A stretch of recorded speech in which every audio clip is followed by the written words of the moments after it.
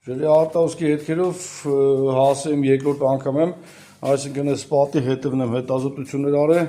այն ժամանակ ոչինչ չստացվեց այն կողմից հայտնաբերեմ, այսինքն խնդիրներ այնտեղ չգտա, այստեղ տեսադիտարկելով յուղու գծի մեջ խնդիրներ եմ գտել, այսինքն ուղղակի կողմին խիստ տղմապատեր, այսինքն մեջը դիտարկել չի ստացվել, հիմա եկել եմ գիդրոդինամիկ կերպով կլվամ, որ կարողանամ արդեն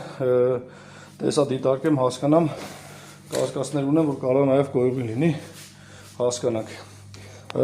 Շենքի պրոյեկտը անհասկանալի է, այսինքն շախտերը տենց կիսաինֆորմացված ենք որտեղ է, նորակառույց շենք է։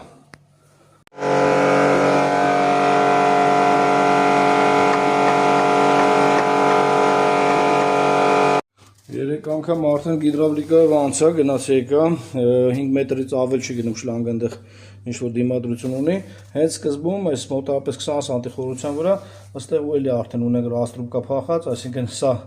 արդեն սալնիկն է, որ երևում է, պրակլատկան, այսինքն միջև վերջ նստած չի, սա մեկ ռաստրուբկա, այսինքն սա ու հայաց իջնող խողովակն է, հեսա մի քանի հատ լվամ, որ ներսը կանամ դիտարկեմ։ Սպային գծի մեջ դիտարկվում է խիստ խցանում, մի քանի անգամ մտնում եմ հիդրո լվացումով լվանում եմ, ու շլանգը արանքներով անցնում է, ջուրն էլ է գնում կամաց, բայց այս խիստ խցանում է, որ կամերան անգամ չի կարող անցնի, սա հասկանանք ինչ է կանում։ Դե մի քանի անգամ լվալուց հետո ամեն դեպքում խողովակաշարը լվացվել է, բայց այս հեռավորության վրա սենց քարա թափում ինչ-որ քարի կուտակում է, անհասկանալի, քարի կուտակումը 1.5-ից սկսած է,